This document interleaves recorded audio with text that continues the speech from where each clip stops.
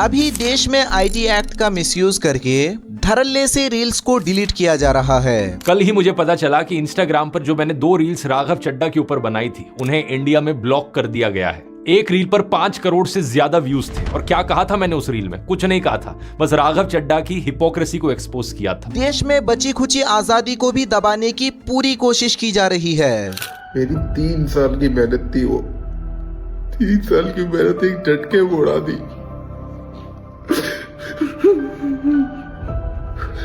और बात यहाँ पे सिर्फ क्रिएटर्स की ही नहीं है, बल्कि बात यहाँ पर उन सारे लोगों की है जो देश में अपने हक के लिए आवाज उठाते हैं। आज मैं सिर्फ इतना जानना चाहूंगी कि क्या भारत की जनता एक लड़की, एक महिला की आवाज दबने देगी या उसके साथ खड़ी रहेगी? और सबके खिलाफ एक ही टूल किट का सबसे ज्यादा इस्तेमाल होता है और वो है Pakistani agent, foreign conspiracy, deep state. Sonam Wangchuk ji ने जब लद्दाख के लिए आवाज उठाई तो उनको भी पाकिस्तानी एजेंट बताकर जेल में डाल दिया गया।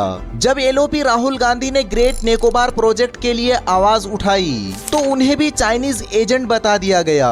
इसी तरह मिलन सर के 2 अकाउंट्स को उड़ा दिया गया।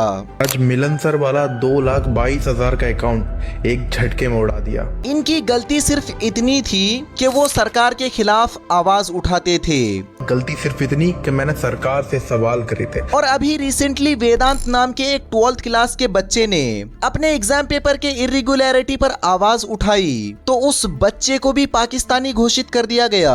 मतलब समझ रहे हो देश में किस लेवल के आवाज दबाने की कोशिश की जा रही है। तो आइए सब कुछ इस वीडियो में डिटेल्स के साथ समझने की कोशिश करते हैं, लेकिन उससे पहले प्लीज वीडियो को लाइक करके चैनल को सब्सक्राइब कर लो। तो देखो ये सारा कुछ स्टार्ट हुआ जब कॉकरोच जनता पार्टी के ट्विटर अकाउंट को इंडिया से विदहेल्ड कर दिया गया और यहीं से चीजें बहुत ज्यादा वायरल होने लगी। क्योंकि वो कहावत है ना कि आप जब किसी चीज को दबाने की कोशिश करोगे तो वो और भी ज्यादा वायरल होगी।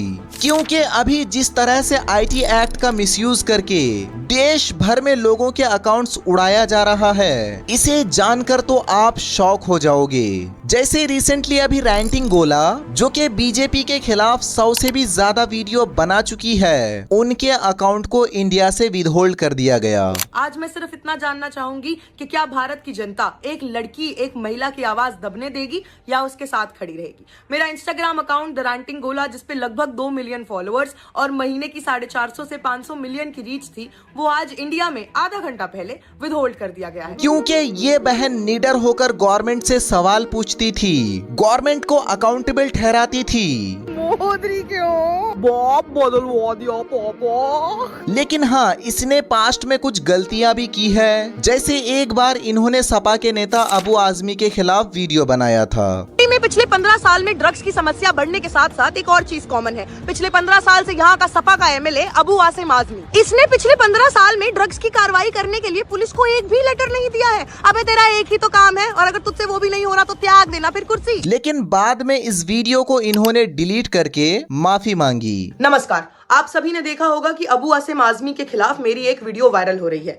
मैं सिर्फ ये क्लैरिफाई करना चाहती हूँ कि ये वीडियो मुझ द्वारा वेरीफाइड नहीं है। मुझे एक स्क्रिप्ट दी गई थी और एक ट्रायल रिकॉर्डिंग के लिए बोला गया था। ये वीडियो कभी भी पब्लिक रिलीज के लिए नहीं बनाई गई थी, जिस कारणवश आप देख सकेंगे कि ना ही ये मेरे किसी सोशल मीडिया हैंडल, ना ही किसी भी प्लेटफॉर्म पे मुझ द्वारा अपलोड की गई है। इनका एक्सप्लेनेशन ये था कि भाई मुझे किसी ने स्क्रिप्ट दी थी, वो मैंने पढ़ दी। लेकिन यहाँ रैंटिंग गोला के ऊपर काफी सारा सवाल उठा कि आपको किसी ने स्क्रिप्ट दी और आपने उस स्क्रिप्ट को वीडियो का शक्ल भी दे दिया बिना वेरीफाई किए, जैसा कि आपने कहा कि ये वीडियो मुझ द्वारा वेरीफाइड नहीं है। वहीं according to some viral memes, ranting गोला को इस बात से भी चिढ़ मच गई थी कि कॉकरोच जनता पार्टी ने उनके वीडियो को अपने पेज पर कोलैब या फिर मेंशन नहीं दिया। जय पद्मश्री कॉकरोच जनता पार्टी वालों, मेरे आप लोगों से 2 सवाल है। पहला सवाल तो ये है, जब आपने कहा है कि 50% आप महिलाओं को रखेंगे, तो आप उन महिलाओं को क्यों नहीं रख रहे हैं जो एक्चुअली पॉलिटिकल कंटेंट बनाती हैं?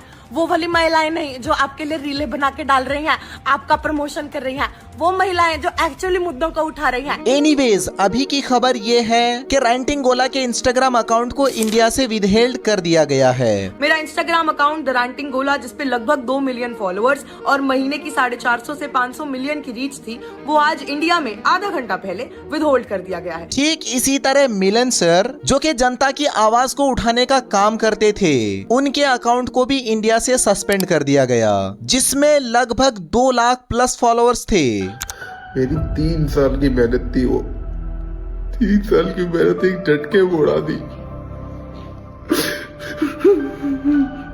कुछ नहीं है मेरे पे, जीरो हो गया वो। अब कॉलोनी के लोगों को, रिश्तेदारों को, चलने वालों को, सबको ताना मिल गया। आएंगे घर पे, घर वालों को सुना के जाएंगे, हो गया तुम्हारे बेटे ने, आ गया तुम्हारा जीरो पे। मेरे घर वाले फिर से उनकी गलती क्या थी? उन्होंने बस सरकार से सवाल पूछा था। उनकी गलती क्या थी कि उन्होंने सिर्फ जनता की आवाज उठाई थी। और मेरी गलती क्या थी? गलती सिर्फ इतनी कि मैंने सरकार से सवाल करे थे। मेरी गलती सिर्फ इतनी थी कि मैंने देश के लोगों का सच दिखाया था अपने इंस्टाग्राम हैंडल पे। सोचो, आज इन लोगों को एक टीचर की आवाज खिल रही है। जो टीचर देश के युवाओं का भविष्य बनाता है, जो टीचर देश के युवाओं को तरक्कियों पे ले जाता है, आज उस टीचर की अस्मिता को सरकार ने रौंद दिया है। इवन उनके फेसबुक के 3 लाख फॉलोअर्स वाले अकाउंट को भी उड़ा दिया। मेरे 3,20,000 के अकाउंट को फेसबुक वालों ने एक झटके में उड़ा दिया। एंड सेम इसी तरह से न्यूज डिग्गी, 4 PM और मॉलिटिक्स जैसे इंडिपेंडेंट अकाउंट्स को इंडिया से उड़ा दिया। जब हमको मैसेज देखते हैं कि आपका अकाउंट सस्पेंड कर दिया गया है, बिना किसी नोटिफिकेशन के, बिना किसी मैसेज के। इस पर मैंने ऑलरेडी एक डिटेल्ड वीडियो बना रखा है, जिसका लिंक मैं डिस्क्रिप्शन में डाल दूंगा एंड एंड स्क्रीन में भी मैं वीडियो का लिंक लगा दूंगा, आप चाहो तो चेक कर लेना। और सेम इसी तरह से रंजन यादव के अकाउंट पर भी 3 लाख से ज्यादा फॉलोअर्स था। उस अकाउंट को गवर्नमेंट ने उड़ा दिया। चलो ठीक है, एक अकाउंट को उड़ा दिया तो उन्होंने एक दूसरी अकाउंट बनाई और 3 दिन के अंदर उस अकाउंट में 15,000 फॉलोअर्स हुए। फिर उसको भी गवर्नमेंट ने डिलीट कर दिया। एक भाई है रंजन यादव, उनका 300 के का अकाउंट था, सस्पेंड कर दिया।